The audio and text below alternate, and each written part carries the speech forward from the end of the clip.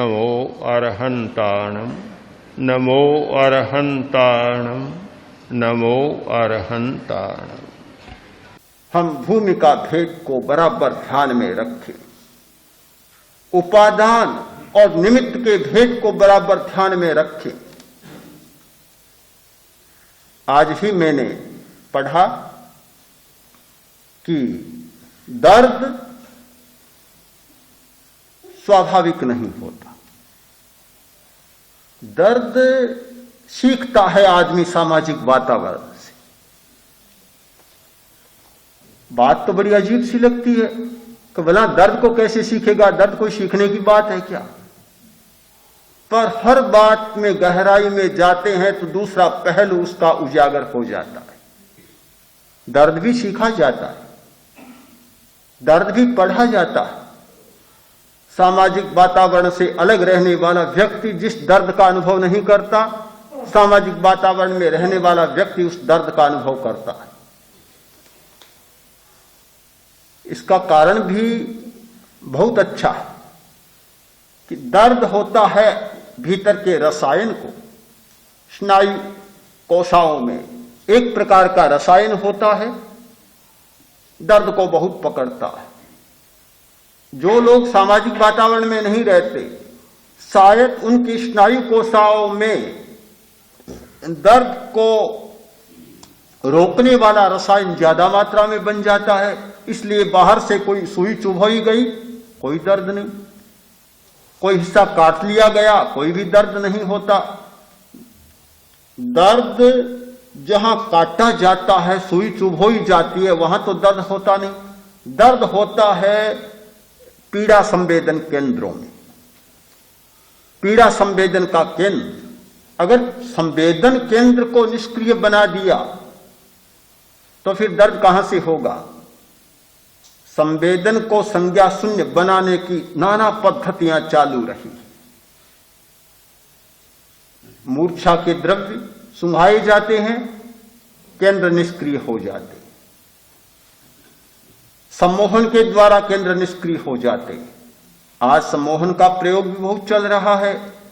किसी का ऑपरेशन करना है, रोगी को सम्मोहित कर दिया, किसी मूर्छा लाने वाले द्रव्य के प्रयोग की आवश्यकता नहीं होती, मेजर ऑपरेशन हो जाता है और उसको पता ही नहीं चलता।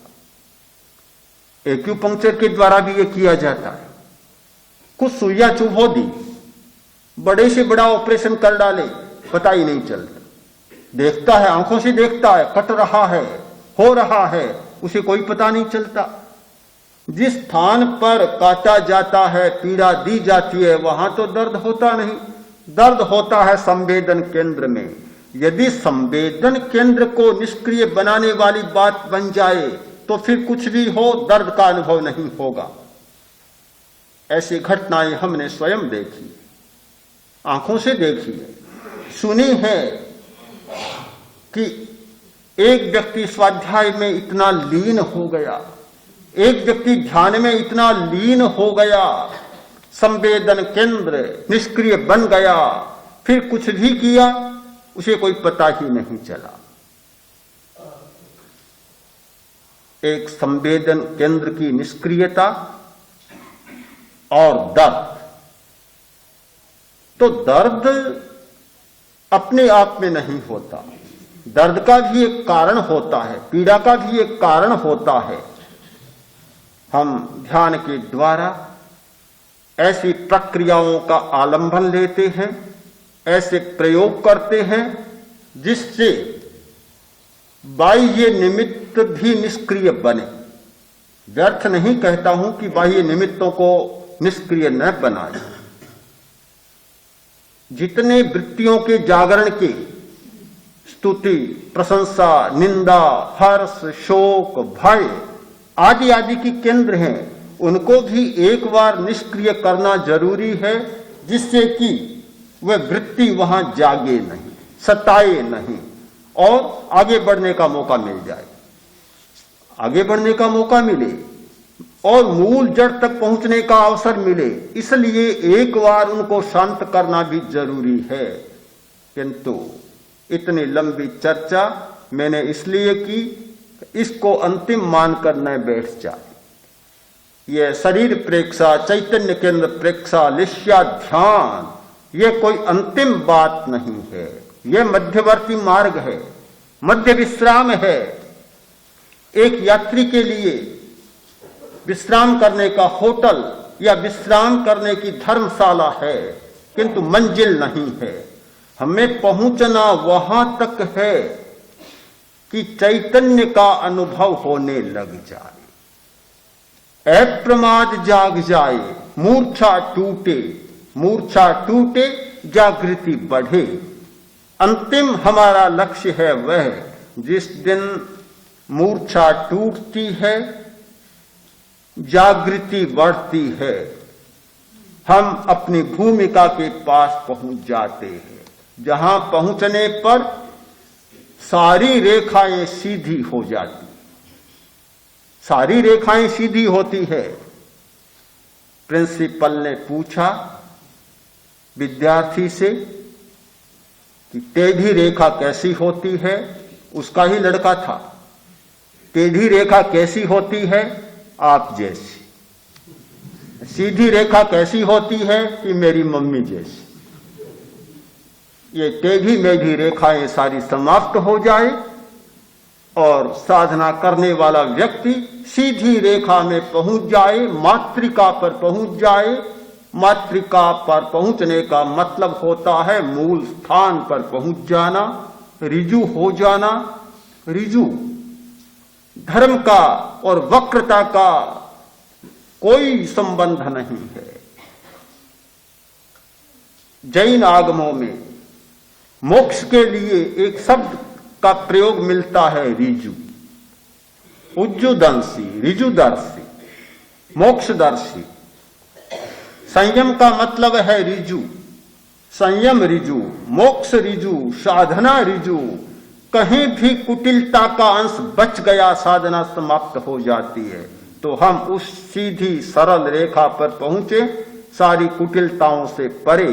वहां पहुंचने पर जो अनुभव होना चाहिए वह शुद्ध चैतन्य का अनुभव होता है। और ये सारे प्रश्न जो इस भूमिका पर हमारे सामने उतरते हैं, अपने आप समाहित हो जाते। प्रश्न अच्छा है और बहुत साफ है। प्रश्न में भी उत्तर है स्वयं।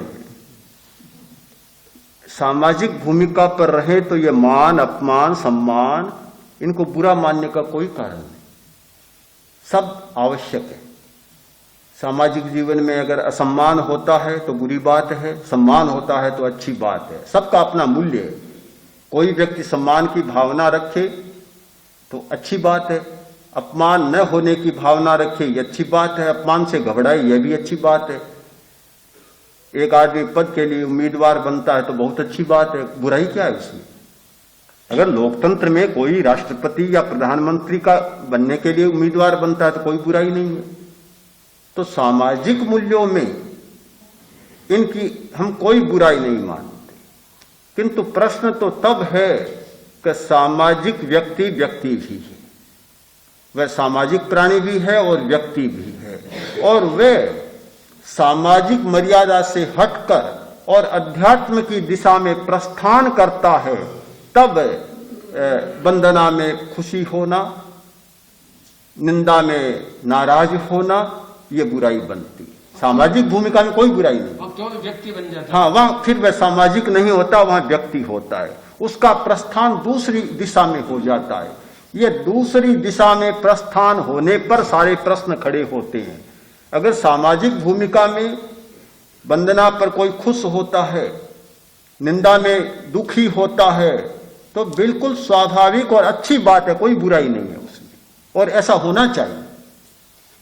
ये तो सारी बातें हैं दिशा बदल जाने की बात है कि जब दिशा बदली तो फिर प्रश्न खड़ा हुआ कि ऐसा नहीं होना चाहिए। ये सारी वर्जनाएं ये दिशा परिवर्तन के साथ आती है। एक दिशा में चलने उसके लिए ये वर्जनाएं बिल्कुल बेकार और अर्थ है।